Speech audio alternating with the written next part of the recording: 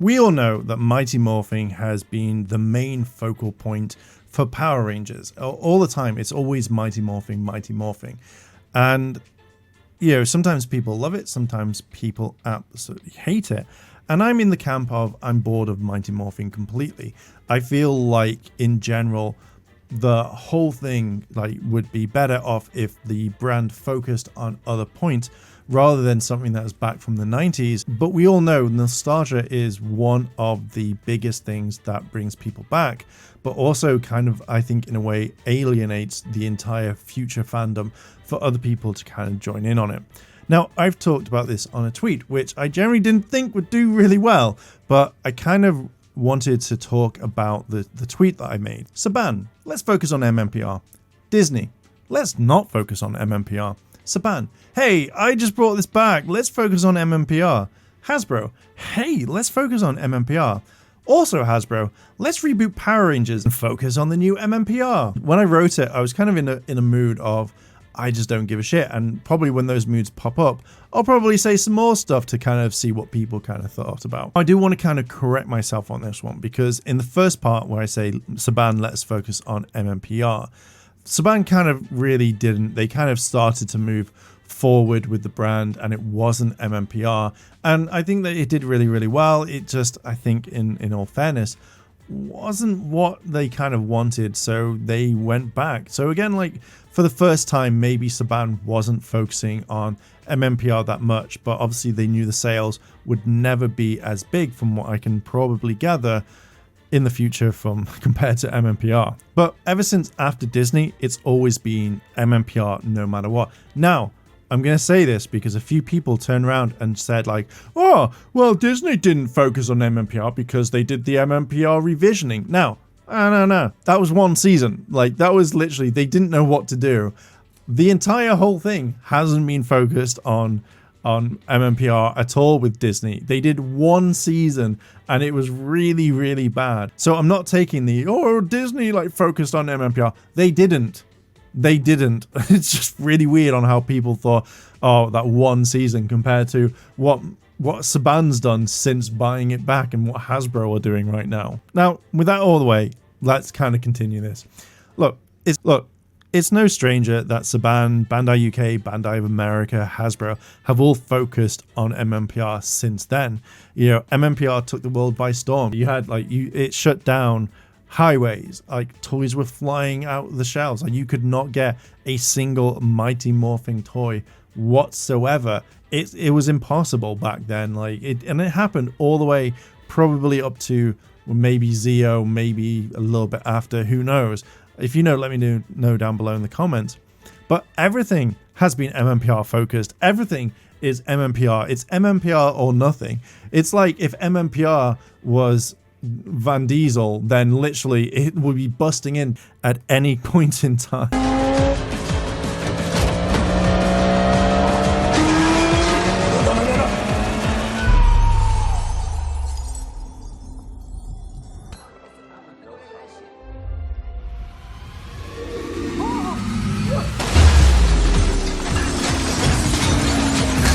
He made Samurai not have a decent theme. It was just literally the MMPR theme tune all the time. The toys started going into that sort of realm. And when it came to Bandai of America and UK, that's all that they did was just MMPR toys. They didn't give a shit, but the Legacy collection, most of that to me was MMPR. Literally everything. The one thing that I've always thought of is that Saban wanted to bring this back. Like, this is his main focus. If he could capture everybody doing the same thing again, going out, buying his toys, doing whatever, then, you know, the whole world would be Mighty Morphing again. It just got really, really boring, and it started to kind of put people off. It felt like he wanted to kind of bring this back, but it would never work at all because people have moved past this. I still firmly believe that the whole MMPR was the last thing in kids kind of like toys and programming that had that effect where you will never see anything like that again. And it was the end of an era for that particular part. You know, it was amazing, but now I doubt that you will ever see anything that crazy ever again. You know, for me personally, Bandai would just release toy after toy of just Mighty Morphin. The legacy stuff, you had the morphers, then you had the beginning of the weapons, then you had, you know, the actual figures that just didn't look right all the time.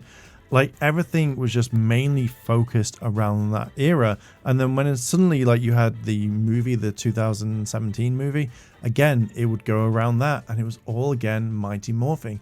And Saban and Bandai just wouldn't shake this off, and that's the reason why a lot of people got pissed off with it, because they just wanted to have, say, a normal toy run that wasn't always the same. And when you kind of look at the toys, like the Legacy line, I kind of worked out that if Bandai kept the same thing going, you'd be looking at 10 plus years to actually get every single figure.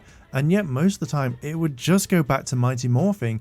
Even some of the con exclusives, all of them were Mighty Morphin and not something different. Like, the only one that was probably different was the communicator from Power Rangers Zeo, and maybe the gold Zeonizers, but majority MMPR. Not everybody loves that season, but yet again, it's the one that only sells, and that to me is a little bit frustrating that these companies haven't put time and effort to get other brands out there to solidify them, because at the end of the day, MMPR, yeah, it's good to some degree, but we need to move on. Otherwise, it's a brand that's never going to move past something that was big in the 90s. When I look at other seasons, like, it does make me think that would they sell?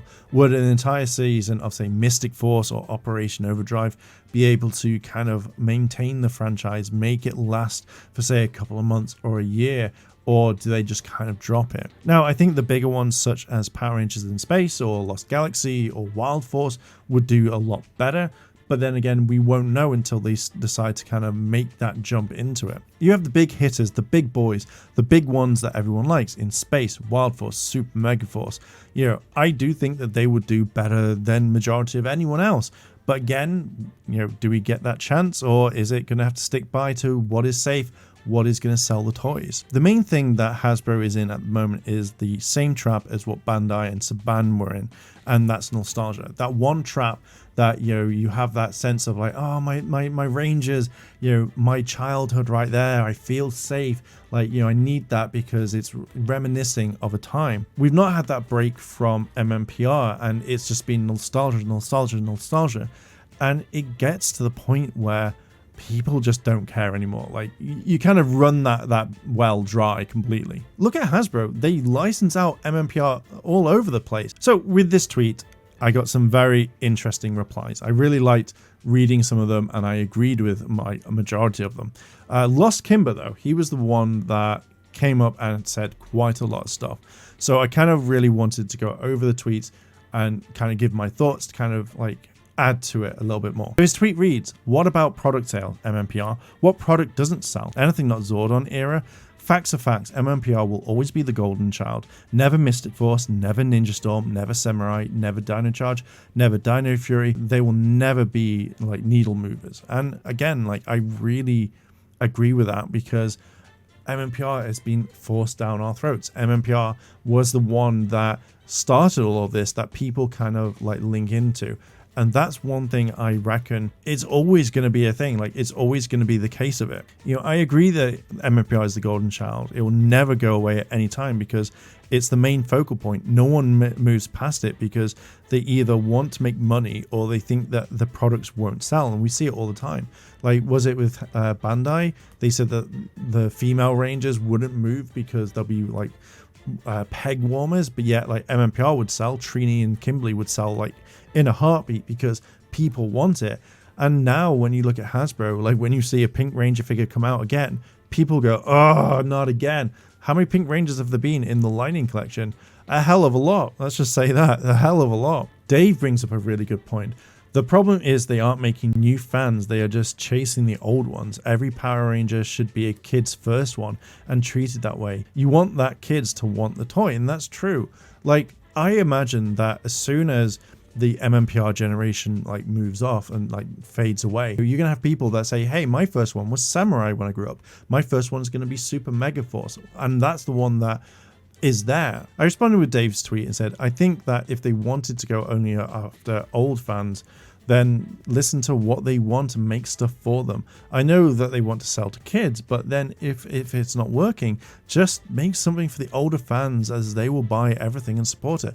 I stand by that. That will probably be another video much later on. Lost Kimber comes in with, that's the problem, is everyone has their personal favorite from their entry point. The problem is with Power Rangers is they have way too many entry points and none of them lead anywhere. Kid A loves Mystic Force. How's that paying off for him? One and done. That PR business model doesn't work anymore. And that is a very fantastic thing that I do want to kind of make another video on, which will come out, because I generally think that is a very good point. He continues, now Spider-Man, Batman, insert other mainstream characters, have start points and other media with that character.